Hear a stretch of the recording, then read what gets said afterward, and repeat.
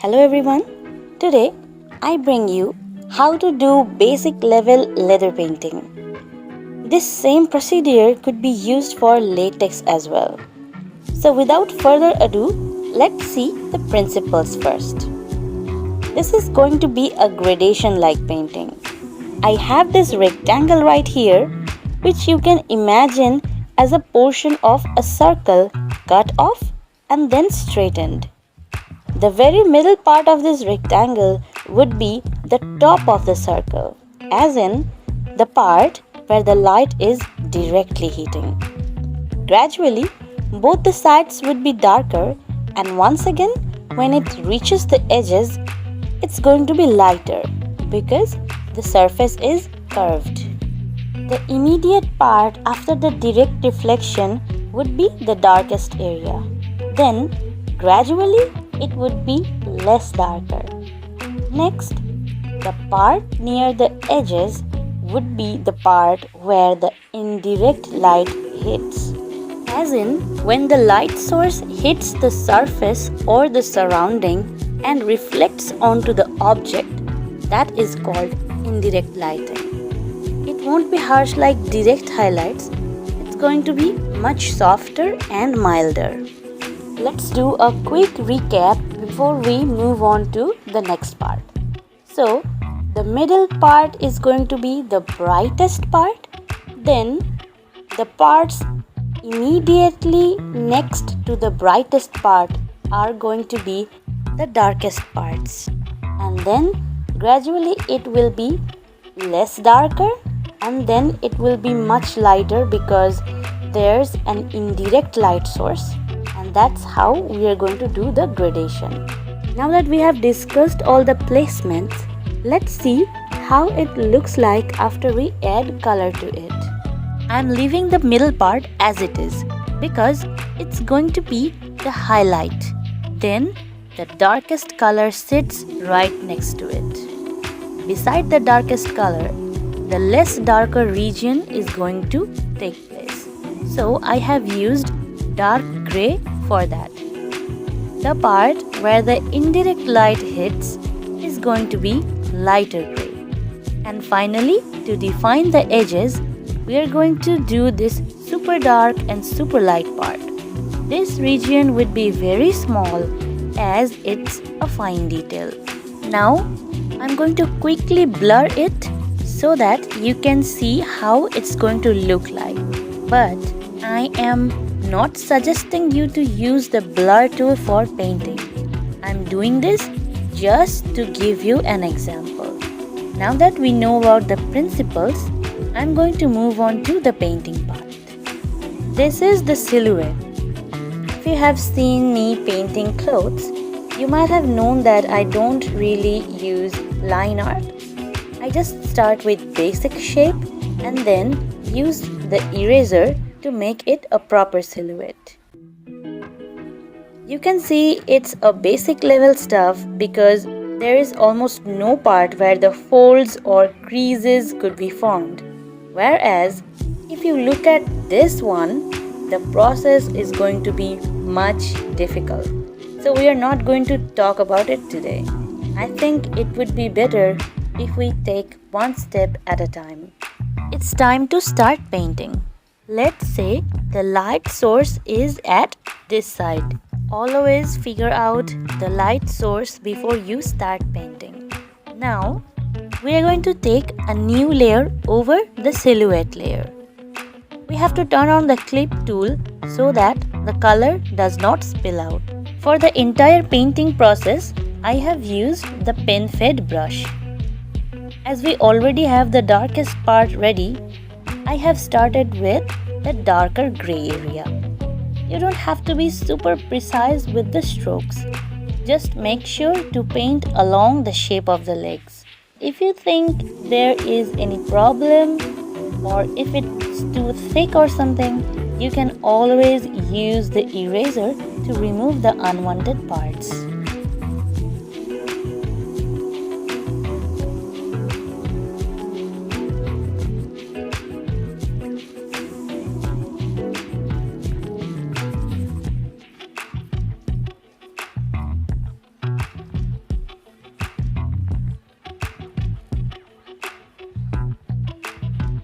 Now that we are done with this part, I'm going to add lighter gray color. It's the area where indirect reflection is going on. We are basically going to do the same painting process. The only difference here is this part is going to be less thicker than the previous one.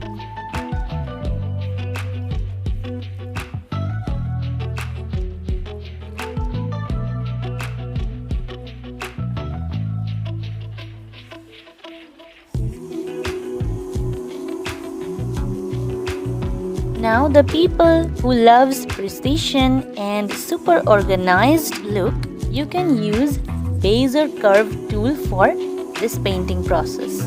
All you have to do is to add those dots along the shape till you have the perfect line. While adding the dots, you can change the size or opacity of the brush, and you can even change the brush as a whole. It is indeed helpful if you want to experiment with different brushes without making strokes for each one. Once you are satisfied with how it looks, you can press the green tick and get done with it.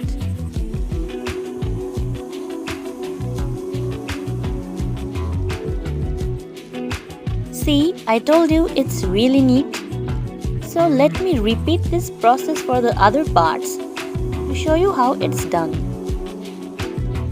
Personally, I love the organic look, and I also love the feeling of painting rather than adding a bunch of dots. But there's nothing wrong with using this tool if you prefer a clean look.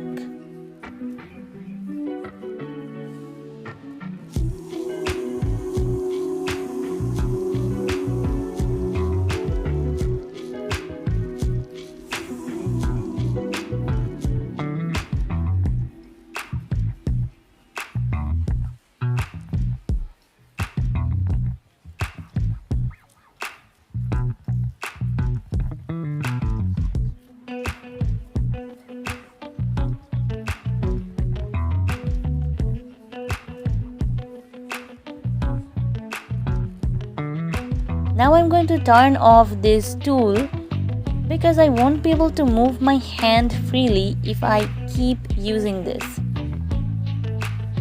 There would always be some creases around the crotch area because these kind of pens are usually tight, so if you stand like that, there must be some crease going on there.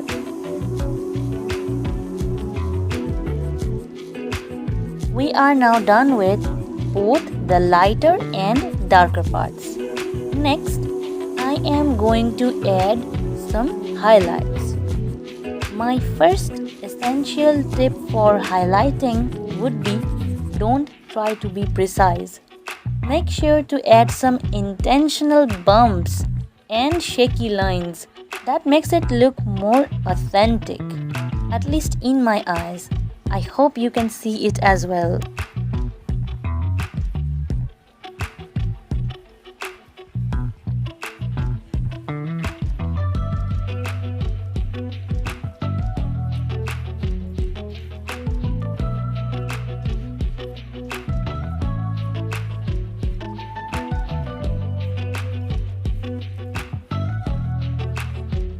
We have discussed before that there should be some super dark part around the super bright parts, and that is the reason behind these black outlines.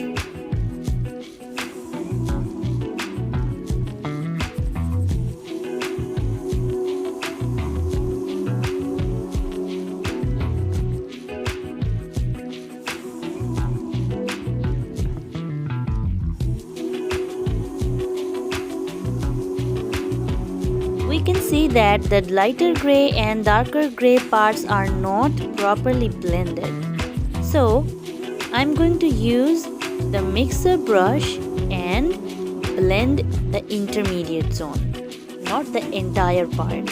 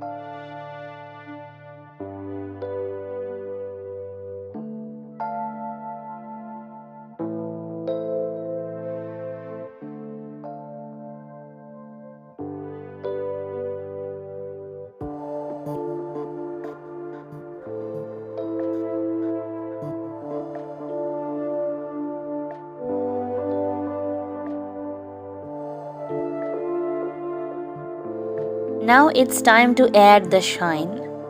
So for that, we are going to take a new layer on top of the shading layer and change the blending mode to add, because we all love that extra shine. The parts which are more sticking outwards should have thicker highlights. For example, the knees and the thighs. On the other hand, the part below the knee should have thin and irregular highlights. Once again, you don't have to be precise. Keep on adding lines and purposefully make them jittery. Now that we are adding highlights to the thigh, it should be much smoother and of course thicker. We should add brightest highlights on the edges as well, but irregularly.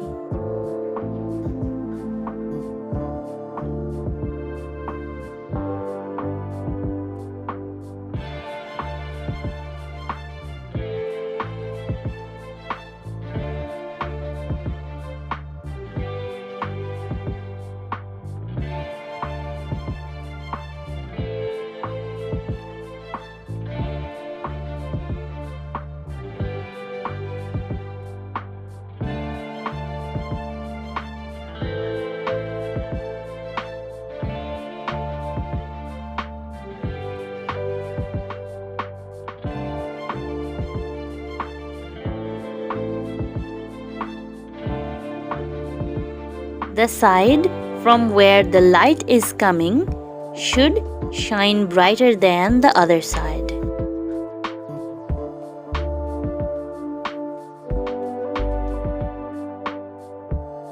Now it can be considered as a finished product, but you guys know me. I love myself adding some minute details which sadly no one will notice.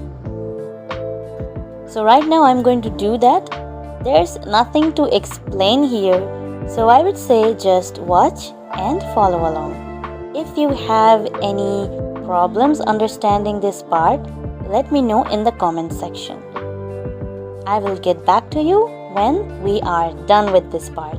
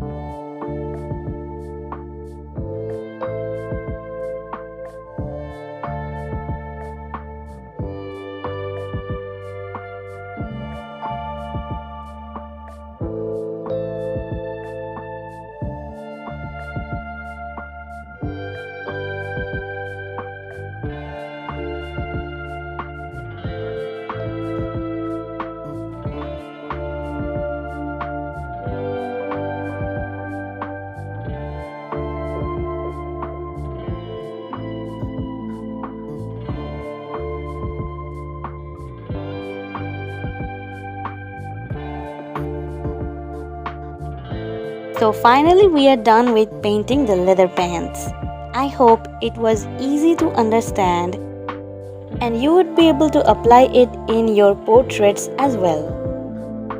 Soon, I will share the process of advanced level leather painting as well. Here's the final result of that version. I hope you will be looking forward to it. So that's it for today's video. Thanks for watching and I will see you in the next one. Till then, take care.